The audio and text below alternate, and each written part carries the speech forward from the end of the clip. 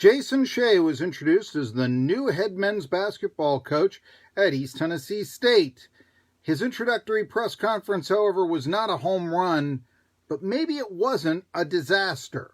Hi, I'm Marky Billson, and I gotta tell you, there were times where Shay looked downright shy as the new head men's basketball coach at ETSU. I, in fact, thought that there were times where he committed the worst sin that you can commit as a coach. And I've seen coaches do this, and they've got to have a better public presence. You never, ever, ever want your coach, or manager for that matter, to come across as, this is our leader, to the fan base and the people around the program. And really, in his public presence, I thought Shay, there were times where that's how he came across. There were times, let me just give you a quick rundown, I thought, of some of the flaws there, I guess. I mean, first of all, I should talk, I suppose, but there were times where a sport coat, it's got a plaid design and all this, and it really kind of looked frumpy and all this on him and such. And there were also the times where he kept referring to Steve Forbes and Bruce Pearl as Coach Forbes and Coach Pearl, and it really made him sound like he was still the assistant and not one of their peers now. You're a D1 head coach. They are now Steve and Bruce. Okay, they're not Coach Forbes and Coach Pearl. And by calling him that, it's made him sound like, a sixth grader raising his hand and trying to get his teacher's attention here. Mr. Pearl, please call on me. That sort of thing. Now, so it wasn't necessarily a charismatic way. Shay just proved. I am not as charismatic as Steve Forbes. But there's one thing that he may have on Steve Forbes that could continue ETSU as a mid-major basketball power, and it's his honesty. Now, to tell you the truth, I've interviewed Jason Shay, and I invite you to listen to one of the two interviews that I did do with him.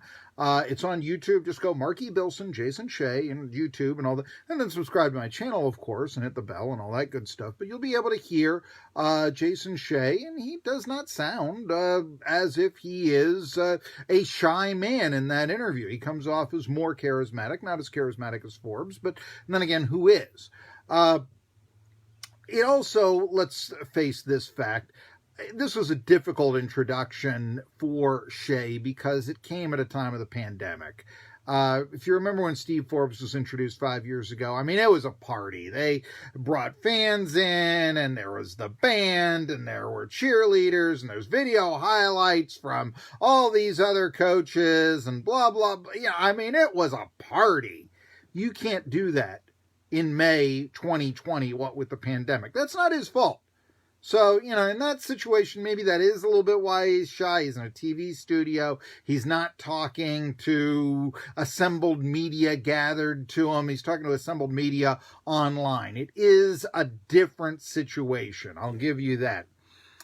But here's what I'm talking about Shay being more honest. When I did interview Shay on my radio program about a year ago, this was when Meladen Armas was transferring. It was right before he transferred out of ETSU. But if you remember, he had reportedly suffered a concussion in the Southern Conference Tournament semifinals and played the rest of the game.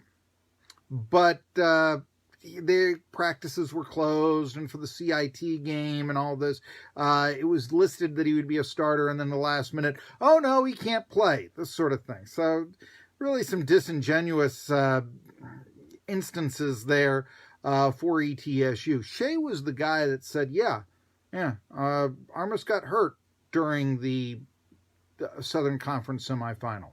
Absolutely. So he told me the truth. But when I asked Steve Forbes, did you play Armas with a concussion? After Armas had announced he was transferring from the program, Forbes decided to attack me. How dare you, question my integrity and all that. Well, Coach, you're not the editor here. The day that you start dictating the questions that you get to face from the media is when journalism ends and propaganda begins. So remember that. And so, therefore, I've always really appreciated Shay for that. I'll give you another example. I know it's very odd to some people that Shay, who once had a show cause penalty on him because his boss, Bruce Pearl, was lying to the NCAA, and he went down with Pearl. Remember that at Tennessee. So you're saying, wait a minute, Pearl gets a 3-year show cause and fired from Tennessee for lying, and you're telling me how honest Shay, who got a year show cause for being on the staff of Pearl, is. That how does that add up? Well, I went through the records and read some of the articles from there, and I started wondering, was Shay Jiminy Cricket to Pearl's Pinocchio? And just give you this example, when it all came down, the cookout that the recruits were at, that Pearl lied about, and all this, there was a picture taken, and the NCAA investigators presented it to the assistants of Bruce Pearl at the time, and one of them was Jason Shay. And they asked, do you recognize where this picture is taken? And he basically says, no, I don't. Which could happen. He may not recognize the setting in the Pearl home. Who knows if he's even been in that room. I'll give you that. They asked Steve Forbes this, and Forbes gives a song and dance. Well, this photo could be photoshopped and all that. I don't recognize it. You can never tell today and all that. What's more honest? What's kind of disingenuous here? I ask you that. Yeah. So, ETSU doesn't have the charismatic man anymore, but they do have a very honest head coach, and that can really help you out in developing relationships with people, including players. I was going through the internet looking up stuff on Shay, found out that at the end for Pearl, he was the sole recruiter for the Tennessee basketball program. I found that kind of interesting, but why not? Why not in a program that maybe no longer is thought to be on the up and up?